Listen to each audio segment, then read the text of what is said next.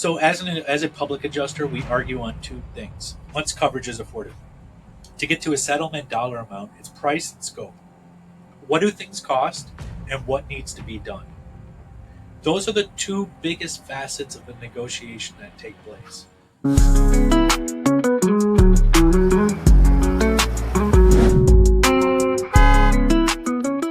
All right, welcome to Opportunity Knocks. I'm your host, Todd Patton, and today I have the GOAT when it comes to public adjusting. This is my man.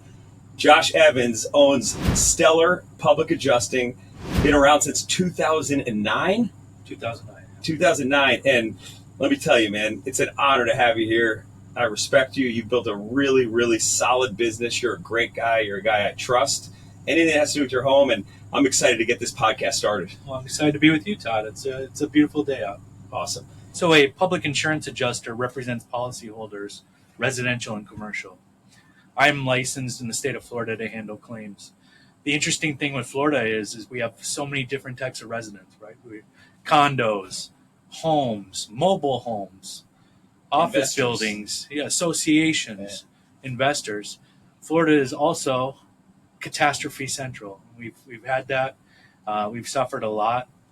The state of Florida insurance business right now is in flux. It's actually in peril right now because the average homeowner is paying some of the highest premiums in the entire country. Anywhere they say an average between $3,300 and $6,000 if you want to put it all together for a house. Here's the issue. Yeah. If I was to walk into your house and hand you 150 sheets of paper and tell you it was $6,000, pay me, what would you do?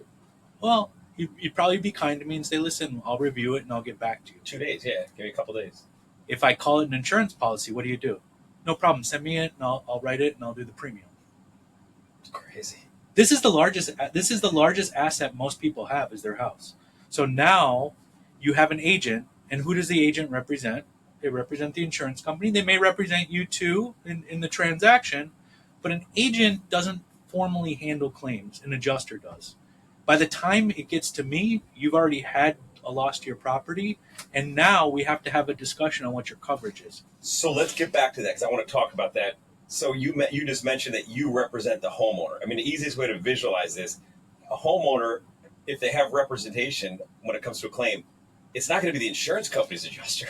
They're representing the insurance company. 100%. So the only protection a homeowner has for a claim, not if they need to write a policy or things like that, but for a claim is Stellar, what Stellar does. Right? Correct. Yes. Okay. And that's what we've been doing since 2009.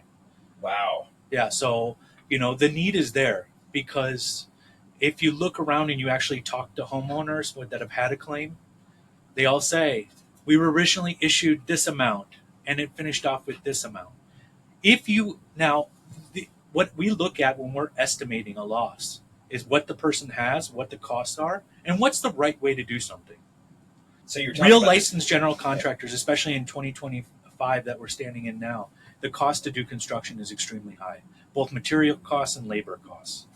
The insurance company has a big differential between what we believe and what they believe.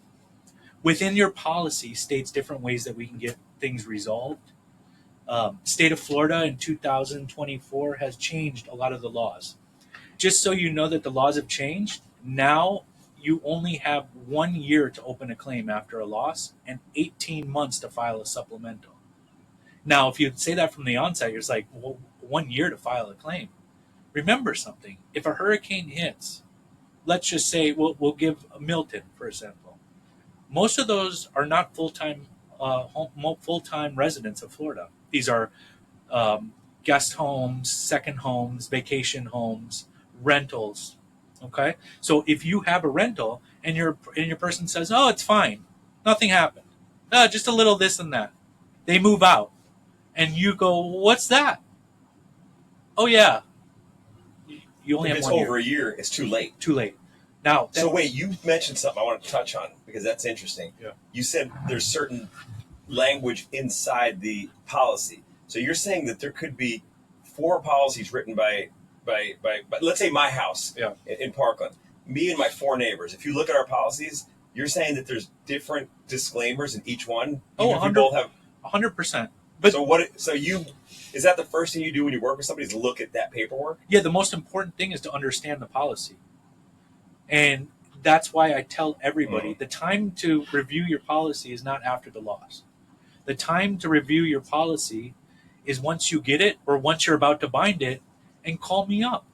I can tell you that I encourage all clients to email me a copy of their policy and we can have a discussion. Oh, that's a good idea. So as part of One Home, the app, we can actually have policy review for free. Free consultation, free policy review. I love that, man. Yeah. Agents when they sell you a policy will have a position on the coverages. Sometimes they'll sell you based on price. I always urge clients not to review it only based on price because remember 80% of our claims are water damage claims. So let me ask you a question. Citizens is the largest insurer in the state of Florida. Mm-hmm. If you have a loss at your house, do you know what happens? If a pipe breaks and damages the entire house, you have two options. Option number one is you accept $10,000. Option number two is that you use their contractors. Jeez. Now, right. What if the agent was to tell you, listen, this one's $3,300 and it has that provision in it. This one's $3,800 and it doesn't. The problem is that people buy insurance policies like they buy cars. If you want a Honda Accord, it doesn't matter if you go to Miami Honda or Broward Honda or West Palm Beach Honda. So they're selling the same thing. Right. It's based on price. Policies are not. I urge every homeowner to take it and to understand that their largest asset needs to be covered. The time to review coverage and understand what is covered is not after the loss. It's before the loss. Awesome. That was good. So let's talk about the process of a claim. So if somebody has it, what is this process? How does that work? So the the process of what's the insurance claim process for you guys? Yeah. How does it work? So there are two things that we always need to be cognizant of: the policy and the Florida state statutes. So both of them will dictate responsibilities and deadlines. What will happen is once we open up a claim on your behalf, we will schedule an inspection with the insurance adjuster. That person is hired by the insurance company to assess and to write an estimate based on what the insurance company is. Each insurance company has different protocol. Some insurance companies will want us to work with the adjuster. Other insurance companies want nothing to do with that. The adjuster turns it in. We'll work with an examiner. And sometimes you can't get in touch with anybody. So that's the step number one, is to do an inspection of the property once a claim has been filed. In regards to technology, what we've really tried to separate ourselves from a lot of the other adjusting firms is to document the loss.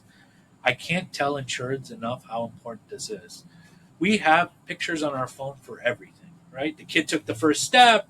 The dog jumped and caught the tennis ball. I saw a guy hit a home run. People take pictures of everything. If the time comes to present your claim and they say, well, we didn't see that, I don't want to hear, especially from people in the office or an adjuster or from an insured, we didn't take a photo of it. What do you mean you didn't take a photo of it? If you're telling me that all your shoes got damaged and you threw them away, why didn't you document it? So as a piece of advice for all homeowners, document everything. People, when a state of emergency gets issued from the state of Florida, my number one recommendation to everybody is go take a camera. Walk through your whole house. Take a camera. Take pictures inside and outside. Why? Because things change. You might not be back there in 30 days. Adjusters are human beings. So after a catastrophe, this adjuster has seen 10, 15 homes in a day. You think he's going to remember? The only way that it's remembered is through documentation. So as a homeowner, document everything. That's great, man. And you're going to love this, dude. So, on the app, we have the vault. Photo vault? It's a vault. So it's basically, you take a picture of anything in your house. And One Home, the concept is everything is in one spot, right? Your insurance documents and everything. So if you need anything, you go on One Home. But the vault is for it could be warranties, it could be anything. But what you're talking about now, we could basically I'm just trying to think of, because when we market to homeowners, what you're saying there, it takes 2 seconds. Wait, let me ask you. I got a better idea. Yeah. What do they use on cars? Carfax? Yeah. Okay, what does a Carfax have? Car sold, car came in for service. This Yeah, is when what we did. if there was damage. Okay, so one home. AC filters changed. AC filter company got called out February 2nd. AC filters changed. Yep. Plumbing changed. It's a record of every activity done in your house. Yes. Super smart. So carpets change. 100%. So we have 13 maintenance reminders and to do that. So notification to get when you're. So if you're if you have a tenant and you're a landlord, you want them to update. You don't want them to just not. So it does that. It's got the maintenance notification. So it sends a notification saying, "Don't forget to change your AC filter. Check this. Change your battery every 5 years." And it has all those reminders. What you're talking about is because it saves it all. It doesn't go anywhere. You have a dashboard. You have it all. Well, you can remember something. There's so much public data, so you could actually pull data from the building departments. You could pull data from FPL. You could pull all that data, so it could become like a Carfax for a house. So if you're selling the house, you now have a one home report that shows every activity that's done. Interesting. Because if you think I about just it, have to pull the data, use API, and just pull the property tax, everything in one area. Yeah. So it's so funny you said that, man. I know we're going off a little bit, but it's I was thinking of doing something when people sign in, a homeowner. I want it to be like, it's exactly what you're talking about. Like you don't know me, you know nothing about what home, and you signed up. Right. You see an ad 3 months from now, 2 months from now, you're like, all right, I got to get this. Download this app. It's free. You download it. You put your name, you register. It pops up, and it's got everything you're talking about. Here's all your history of your home. Yeah. Because I can do that instantly. You think that would be 100%? Because people love that. Like I love cars. Yeah. So I like looking at the Carfax and wondering what happened, right? Dude, the guy went in for an oil change, and 3 days later came in for a tire repair, and a week later came in for this. He's drunk, right? Like he's popping tires and bending rims. Like when you're reading it, you're just like, you're drunk. That's hilarious. Yeah. That's good, man. I like that a lot. But see, those are the things I'm talking about. Having a board. So get ready. You're going to have stock in one home soon. One of the important things to understand is that a lot of the laws have changed. One of the laws that have changed is the time frame in which a claimant can file. It has been reduced from 3 years down to 1 year after the loss. Okay? Becomes a big issue. In addition to that, they only have 18 months to file a supplemental. As you could imagine, renter or landlords, commercial claims, vacation properties, all these, could take up to a year to file a claim. And we see it. I have people calling me right now. We are in 2025. And I have still people calling me from the 2022 claim in Ian with unnoticed damage. Because houses change, right, based on the environment that they're in. So once they cycle, sometimes you're going to see things that may have been hidden due to, the high humidity or the high heat. And it didn't happen until it got cold. These are some of the changes. One of the other big changes that happened is that no longer are attorney's fees going to be awarded to property owner or to insurance policyholders when filing a lawsuit. Now, why is this so critical? This is critical because now an insurance company has been potentially empowered, as I see it, to not try to settle claims. Because if you have, let's say, a $30,000 differential and trying to get a settlement, what are your options to get it resolved? So one of the big questions I always get from insureds is, how do we settle these disputes? How do we get to an endpoint? Due to the recent law changes, insureds are no longer entitled to receive or to be able to recuperate their attorney's fees when filing a lawsuit. This has become a potential hindrance in getting a resolution because I believe it empowers the insurance company to try to push for a settlement that is not fair because of the options that are left for an insured are not there. If you have a $30,000 dispute and the attorney is going to take a significant portion of that to get it settled and you can't recover attorney's fees, is it worth it? That's crazy. It's sad. It is sad. How is that? That's nuts. The other here's something interesting. A law change came about that now is going to afford the opportunity for insurance companies to move files to arbitration. My question is how many people out there know how to handle an arbitration? Got to hire a mediator, right? Or you have to pay for the person handling the arbitration, yeah, but you also need a representative. That's what I mean. Yeah. Okay, so any idea how much that costs? $300 an hour. Yeah. These are things that are not beneficial to insurance. Right now, the state of Florida insurance is a mess, and it is not pro homeowner. These law changes have caused a significant issue. I pray for homeowners that we don't have losses. Everyone says, "Oh, you must be doing great." You don't want it.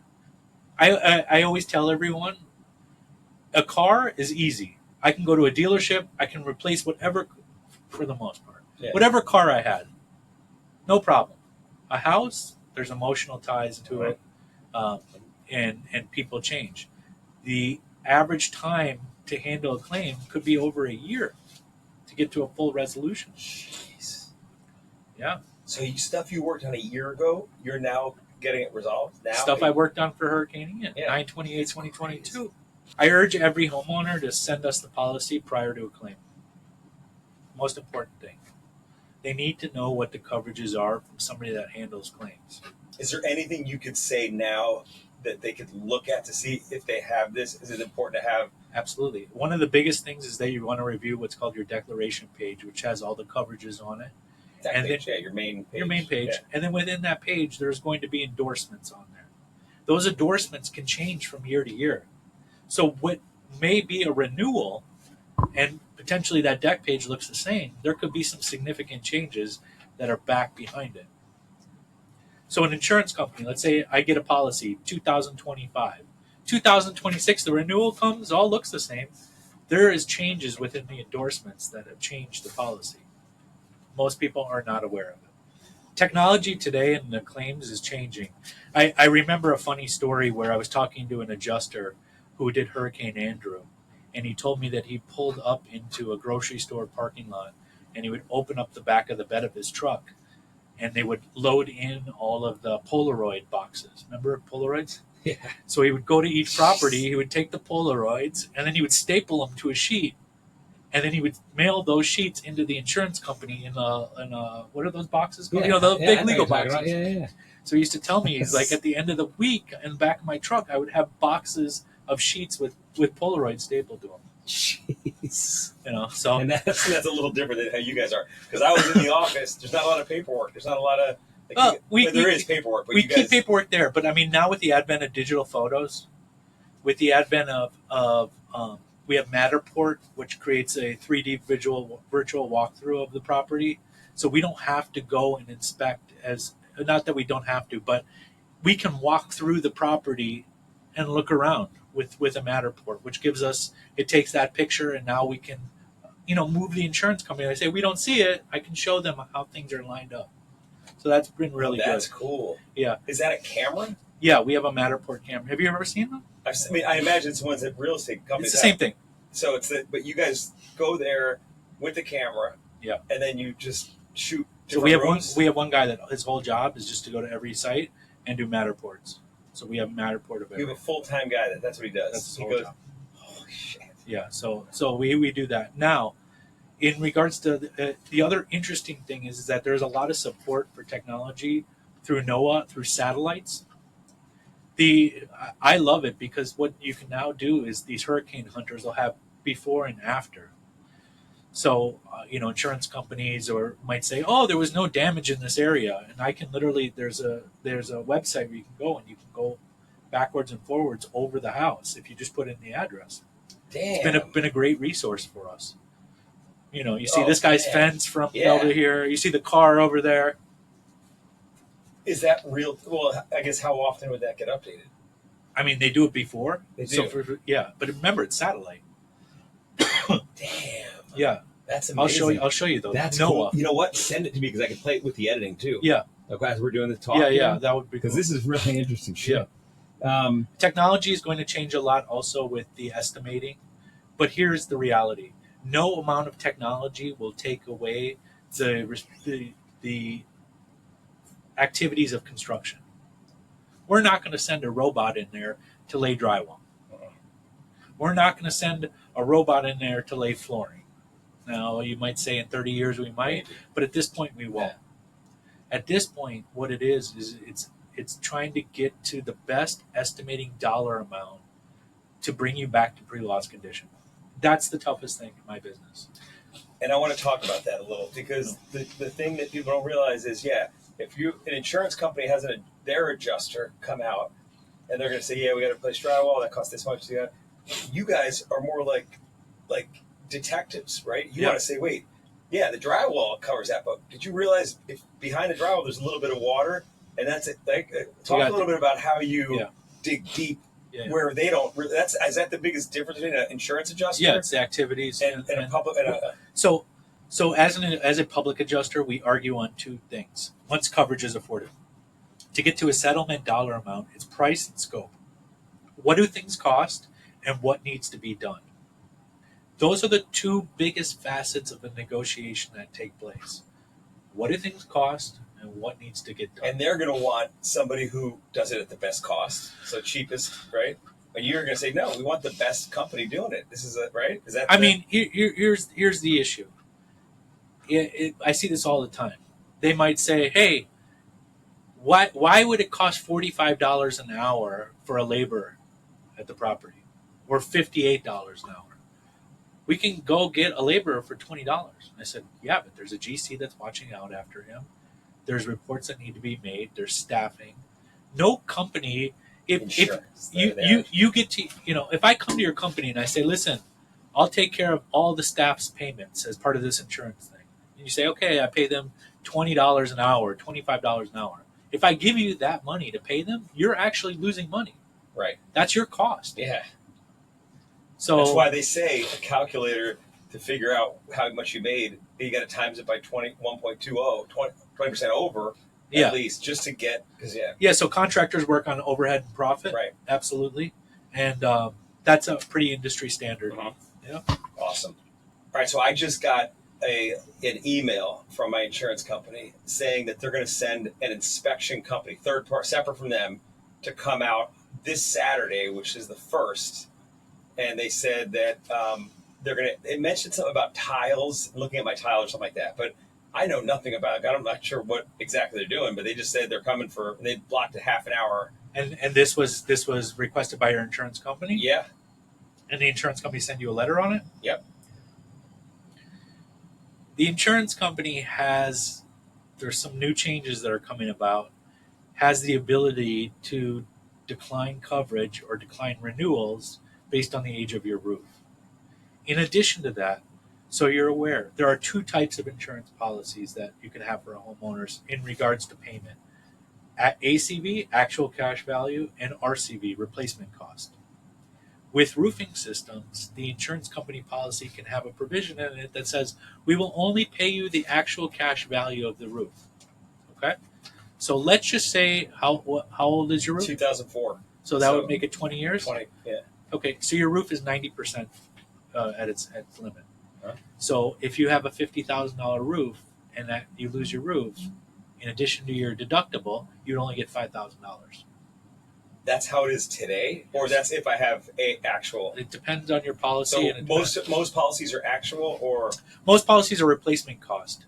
Mine would be. You have a replacement, but the new law changes are, we can pay for the roof at ACV. So this is huge. So when you do a free audit, when you review policy, you're looking at this. Yeah. Let me ask you a question. Tile on the roof. You're telling me it only lasts 20 years? Have you ever been to Venice? 500 years. Longer than that, yeah. What am I talking about? Okay. It's so funny you say that. When I was in Italy, I was looking around going, these buildings are thousands and thousands of years old. We can't even get tiles that last 20 years. That's crazy. That's something wrong, right? Something's wrong. So here's what I recommend. That everybody get their own independent roofer out there to get an assessment. This might be a good activity for you because you might be getting a letter in 2 months saying your roof has exceeded its age. That was awesome. That was a good soundbite. That's recording, sorry. Yep. That was a freaking great one. You know what? Everybody this applies to. Yeah. Everybody. And in Parkland Golf, the houses are all my age. So If you receive a letter from your insurance company stating that your roof has exceeded the age of usefulness, call me. And let's talk about that now. I want to put a little bit of call to action because this is good shit. I mean, really, this is awesome, dude. Like the fact that you'll look at it for nothing and say, "Hey, this is the advice," just to build that relationship. Yeah. And everybody's crazy not to do it. Actually, we should do a separate, almost like a live thing where people can call in and say, like, when we get that, not now, we get the homeowners up, like where homeowners could be what like, I wanted to do is watch from talk about live selling. Like that. What I wanted to do is, because people love to watch fucked up shit. Yeah. Watch This Old House in the 80s. Yeah. We go in with a plumber, and he just educates you on, hey, this and that. People love to see that. Yes. Oh, in Parkland. That's why I'm doing this. You know it. Listen, in Miramar, what happened? All the copper pipes are failing. If you get one guy that went out and does a video on the copper pipe, you'll blow up. One of the most common calls that we get is the insurance company has denied my claim. Well, I always advise an insured to call me prior to filing a claim. We can handle and review denied claims. And we've been very successful at that. One of the important things to understand is that the verbiage within the policy dictates coverage. So I have clients, I'll give you a good one. I had a client that called the insurance company and said, we had a flood that damaged our property. If you understand, a flood is rising waters from the exterior. Flood is not covered under homeowners policies. If you don't have water, right? If you don't have flood. If you don't have flood. Which most people out west. They're going to have to with the new law of citizens, but that's besides the point. Okay. They use the word flood. They use the word flood because that's their terminology. Yeah. Oh, my house flooded out. House flooded out. Once they say that word. House flooded out means, well, it's the easiest term for us to understand. Because house flooded out means, I have seen claims we are not covering due to we don't cover for flood. So while I always would love to be able to handle the claim from the start, that's not all that we do. If an insured has a denial, we can always take a look at that and review it to make sure that it's not improper and that there are issues with it. What's the timeline on that? Like, in other words, if I have a denial from 8 months ago, is that too long? No, we can take it. We can take it up to a year. Okay. The Florida statutes are variant from 3 years to 5 years. There's legal, based on what activities there are, but we still have that statute of the 18 months for a supplemental. Once it's denied, though, actually cut that. Well, I would love to get the insured to call me prior to filing the loss. We're able to accept and review denied claims. And I always urge the insureds to do that, apart from sending it anywhere else to an attorney or to anywhere like that, because what we will do is we will actually come onto the property. Because what terms and conditions are listed within the policy. If you're not using that exact term or condition, they can deny it. Just based on a simple phraseology that you may have made. I always say, people call me all the time, my house flooded out. House flooded out. Flood waters are waters rising from the ground. Flood is specifically not covered. Yet I can't tell you how many files I've seen that have come in. We're denying based on flood. And that could be a water, like a sprinkler, like something. The client could have just called in and said we had a flood. But I'm saying it might not have. It wasn't a flood most of the chances, right? You're saying. Ask your friends and family what happens if water comes in. What do they call it? And you're going to tell you, I had a flood in my house. Right. People call me friends and people that I've done claims with. I have a flood in my. They all use the word flood. And that's the F word. You don't want to say that. You don't want to use the F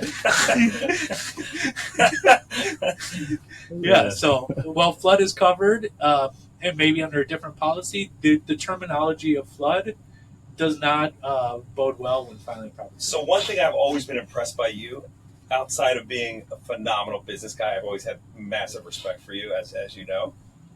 Just a sharp business guy. You think quick, which I like, but you're good. You're the kind of guy I want to have my back. Like if I'm an issue with my house and I have a claim, I'm confident I can go to you and say, tell me. And I know that you would have been a great lawyer. I could see you as a negotiation. Is that one of your strengths as a company? Now I'm talking about not just you, but as a company, is that something you have to I mean, I know a lot of it's legal stuff that you look at and say, no, this is going to cost this, but a lot of it seems like it's kind of a.